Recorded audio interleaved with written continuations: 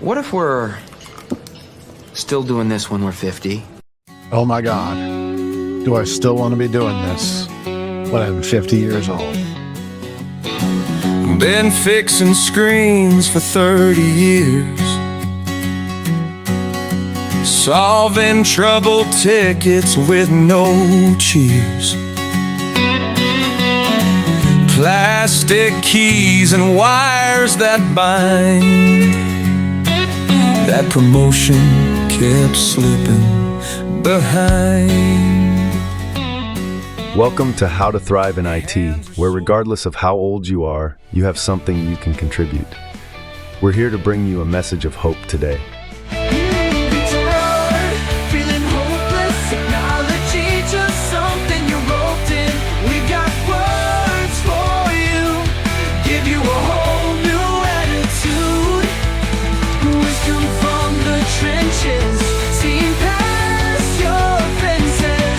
How we thrive.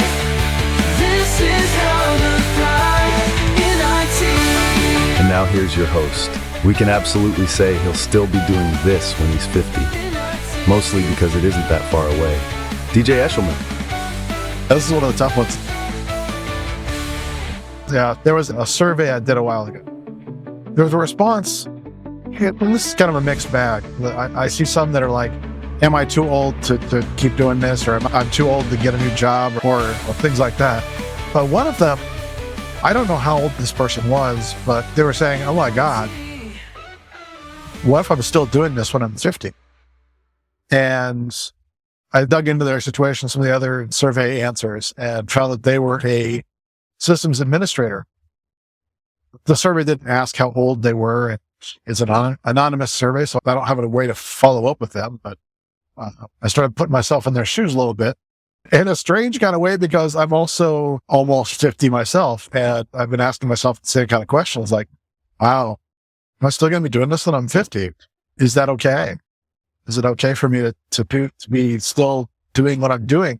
Now, granted, what I have been doing for the last decade plus is consulting work, which is not always actually truly consulting. Sometimes it is more like contract engineering with a bit of a consulting front end to it. In other words, you might be doing some aspects of the design that are very consultative in nature. And so you're functioning as the architect for the client at that point.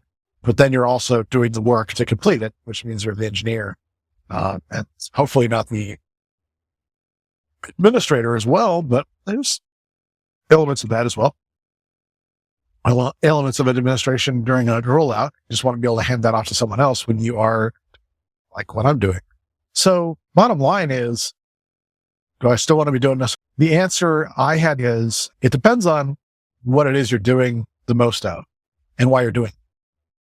So if you are just doing systems administration and you love that, you like the idea that really at the end of the day, you might deal with the occasional, drama, outage, that sort of thing. But ultimately, you don't have a lot of responsibilities you're worried about. You might be on call on occasion and things like that. But ultimately, it's not like you're on the hook for a lot of, strange things or things like that, whatever. Generally, things are easy for you. That might be good. Now, that for some people sounds like a prison sentence.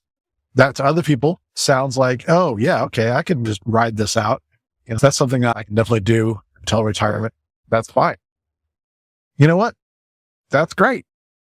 But you've got to be in that place if you're looking for your long-term survivability. And not to depress anybody, but 50 is really just kind of getting warmed up when it comes to career. That's really when it is ramping up, I guess you could say, or to the point where it's like going to be getting ready for the next 25 years. Because let's be honest, at this point, if you're not already past 50, the odds of you retiring before around 76, 77 years old is really diminishing rapidly. In fact, I'm personally anticipating working at least until I'm 80. Now, when I say that, I don't mean I'm going to be doing IT consulting until I'm 80. That's not what I mean at all. In fact, those of you that are keen-eyed, you already know that I am making shifts away from any of this anyway.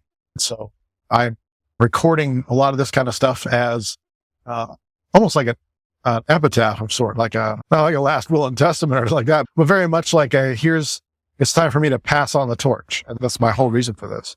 And so what I'll say about what if I'm still doing this when I'm 50 question is, what do you want to be doing? What lights you up? What kind of things are important to you? So that's what we'll address when we come back right after this little break. Thrive IT brings the heat, something new every week.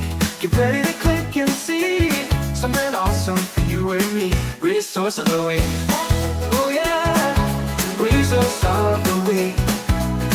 What will it be next week? Get ready to take a peek. This week's resource of the week is Ruben's Bento Box. Bento Box is a collection of useful resources for people in IT and EUC. The box will feature several quick read segments and curated tools that will make your life in IT feel less like you're 60 and more like you're 24 all over again. It may not cure blindness, but it will cure ignorance. Head over to thrive-it.com/bento box for the current collection. thrive-it.com/bento box. Bento Box by Dizian, your resource of the week.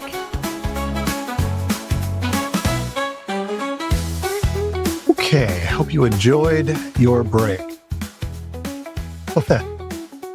Speaking of enjoy, let's talk about this part of it. What I see out there, and this may resonate with you, it may not, but I think if the masses of people that I've talked to so far is any indication, it probably will resonate. And that is that people get locked into this notion of work as their identity. And that's not necessarily healthy. Now, a lot of times your work matching your identity works, but work as identity is a challenge. And so I think a lot of times when there's this notion of, oh gosh, I feel like I'm just going to be doing this forever. I'm not getting ahead. I'm not getting anywhere. It really comes down to your identity and how you see yourself. If you see yourself as a certain job, let's continue on with the administrator analogy. If you see yourself as a systems administrator and that's just who you are, you're locked into that, then that's where you'll be. If you see yourself as someone who would like to do more engineering work, tinkering, making things work out of, I don't say thin air, but out of a situation where it wouldn't be otherwise. Or let's say that you are a person that wants to be in that realm of designing things. You want to be an architect. So what it comes down to is, this is where our 4 M's come in. You connect with a mentor. You find someone who's doing that kind of work and you find out more about what makes them tick, I guess you could say. What kind of things do they do on a daily basis? What challenges do they overcome? What things do they think about the world? Change your identity, but also change your orientation towards the work you're doing and get around the people that are doing it. Get a mentor. Don't just assume that if you just do the work long enough, you're just going to be naturally promoted. Spoiler alert. Let me make this very, very, very clear. The job of a manager is not to promote you. Say that again. The job of a manager is not to promote you. The job of a manager is to manage resources. Manage resources. What that means is that they are in a position where their task is to utilize you the best way that they can. In other words, they're not there to advance your career. They are there simply to make sure that the work gets done. You feel me? You understand what I'm throwing down here? It's not as simple as just doing the work. That's not that easy. Hey, speaking of easy, DJ has a course built just for those of you who are in architect-type roles. If you are being expected to design solutions for your company or for your work, listen up. In order to be successful in those scenarios, you need to think like a consulting architect. DJ has mastered the science here and is ready to dive deeper than he did in his book, Just Do This, A Simpler Way to Succeed in IT. The course is called Complete Confidence in IT Assessment, Presentation, and Documentation. As you may have guessed from the clever title, you will learn what you need to know to successfully conduct a professional assessment, from scheduling to making sure you have all your bases covered. Then you'll learn the important keys to presenting your findings where they matter, to management. You'll learn the very things that DJ has been doing in front of some of the most powerful CEOs in the United States. Then you'll learn how to document your findings just like the leading consulting architects do. Your documents will help people take real action toward the result they need to get. More than just words on a page, you'll tell the story of how they can truly thrive. Did I really just go there? I had to. Puns are built into my programming. In any event, head to thrive-it.com/TCAPD as a podcast subscriber. Oh wait, you haven't subscribed? Don't tell DJ, I don't want to be fired. But as a podcast subscriber, you won't pay the usual $9.95. For a limited time, you'll pay only $387 for this self-paced course. Don't wait on this. Go right now to thrive-it.com/TCAPD before DJ changes his mind.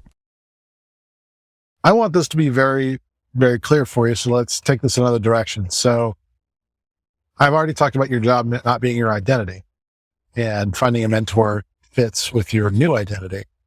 Another way to look at this is not just what makes you happy, but what fulfills you. And this is very important. Once again, this is not attached with the work per se. This is more of a why discussion. And look, I know some people in IT avoid this kind of stuff. It feels wishy-washy, or well, it's the same reason that I've struggled as a coach to people in the technology world, is because there tends to be I'll figure it out kind of thing, because we're mostly engineers and that's what we do, right? But in this particular case, I don't want you to figure it out. What I want you to do is connect with who you are. Are you the kind of person that likes X, or are you the kind of person who likes Y? And again, it has nothing to do with the kind of technology work you like doing. It's more of what kind of orientation do you have? Are you somebody that is customer facing, for example? You enjoy being in front of customers. Are you somebody who gets fulfilled out of making tasks completed? Are you somebody who likes to see projects done? Are you like somebody that likes to just have the sense of accomplishment of figuring something out? These are key to figuring out then what you can be doing with the rest of your life and still be happy doing when you're 50, when you're 60, when you're 70, when you're 80. I'll give you an example of this. So obviously, like most of you, I started off on my IT career kind of by accident. In fact, my degrees are in psychology and religious studies. Nothing to do with IT. It was over Y2K that I found that I was in a situation where all of a sudden I'm working in IT instead of psychology. I was actually grateful for that. I didn't enjoy working in psychology. It immediately did not sit well with me. In my case, that was a good thing. But what I found I liked about it was the sense of figuring things out, interfacing with people. I got to work with people on a professional level for the first time. You know, when I say that, it's not that I didn't work with people on a professional level. It's just that when you're in psychiatric services, your clients are not exactly always stable, or they have behavioral issues, which is what I found myself specializing in, was behavioral modification kind of stuff, a different kind of clientele. When I was in IT, by and large, people were happy to see me. You know, they were like, oh, hey, I'm having this challenge and you can help me fix it. And that was a positive thing. And so it had nothing to do with the fact that it was technology. Nothing. Now, at first I thought that was what it was, but what it turned out to be was it was more, I enjoyed the interfacing with people, and I enjoyed helping them achieve their goals. So that was a key for me. Now, another person I was working with at that same time in the same basic position, I would say that they were not being fulfilled by that. And the reason why is that they weren't necessarily a people person. In fact, I feel kind of bad for this in a way that their management was pretty obtuse. They were trying to basically hire me so they could fire him because they didn't like him as much, even though from a technical standpoint, he was doing a way better job than I was. He was so much better at it. So it's kind of one of those weird things where sometimes personality needs to match the job. But for him, it was a reality of also not just finding a way to relate, but also just finding the right kind of work, where in this particular case, I think database administration kind of things was actually where he found he could really shine, working with analytics and numbers and things like that. And I know a lot of people like that really do shine in those kind of areas. So if they just assume that they're always going to be a systems administrator or whatever, they're not going to get to do that as much, are they? So yeah, finding what kind of style of work works for them. And then from there, getting into what works. So for me, the fact that I like dealing with people and stuff like that made it immediately clear that my future was going to be on the road. And I started traveling in 1999. Yeah, that was kind of crazy when you think about it. I was in my early 20s and jumping on airplanes.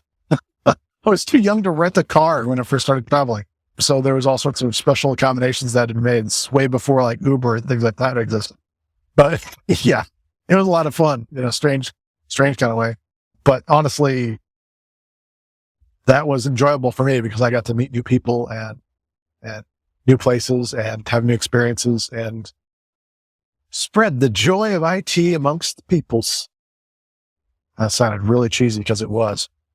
Bottom line is that sometimes you just need to take some time and figure out what works for you as a person, not what works for you in terms of technology. If you only look at what you're doing from a job description standpoint or from a technology you're working with standpoint, you will be trapped and you will be miserable doing this at 50. But if you take the standpoint of, you know what, I'm really excited about this aspect of my life, and I find work that matches well with that, and it's kind of a symbiotic relationship to that, well, then I can say with a high degree of certainty that you will be happy doing that. Hope that was helpful to you.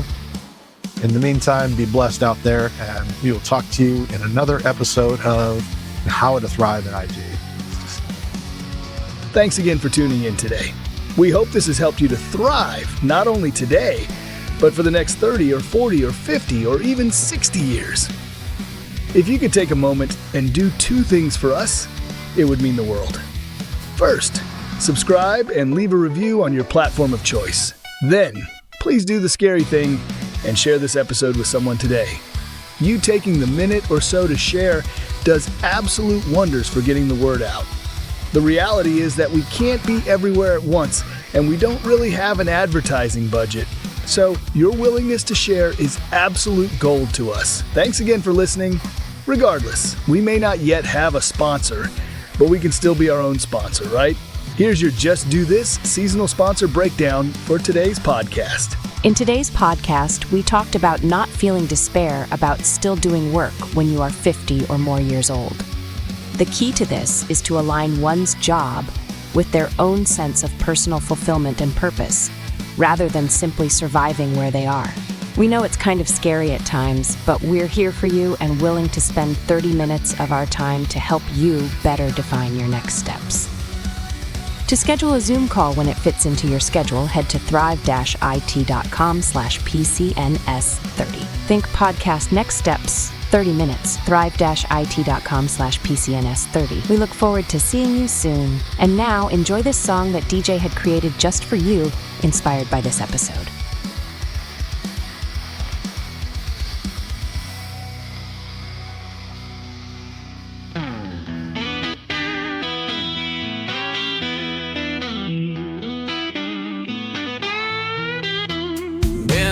Fixing screens for 30 years, solving trouble tickets with no cheers.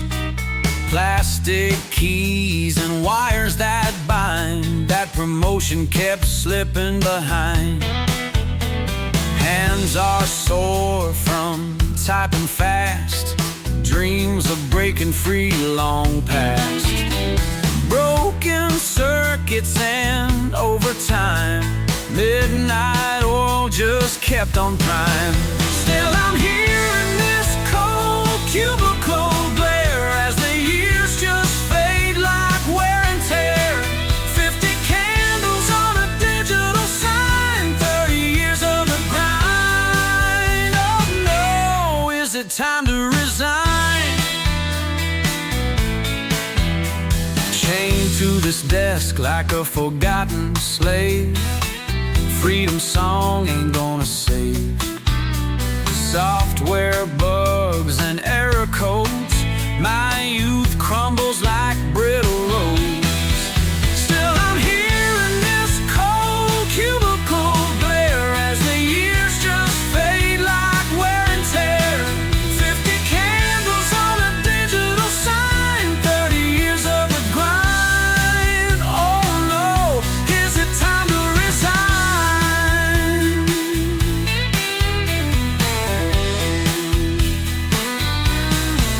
Chained to this desk like a forgotten slave, freedom song ain't gonna save.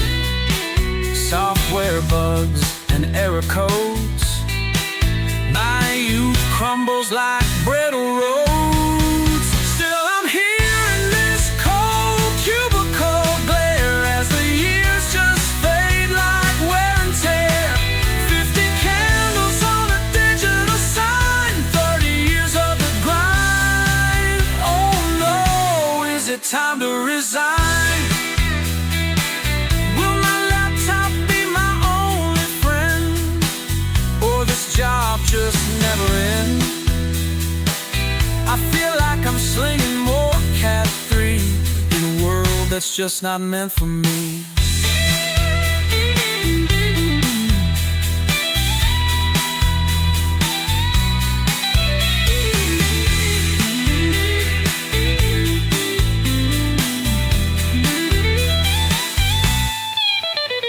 Blue screens haunt me day and night, pixels steal my only light. Passwords lost and servers down, all these years couldn't earn my crown. Still I'm here in this cold cubicle glare, as the years just fade like wear and tear. 50 candles on a digital sign, 30 years of the grind. Oh no, is it time to resign? I don't think it's time to resign. This may just be my moment to shine. I'll do more than just survive. Thrive-it.com, subscribe to Thrive.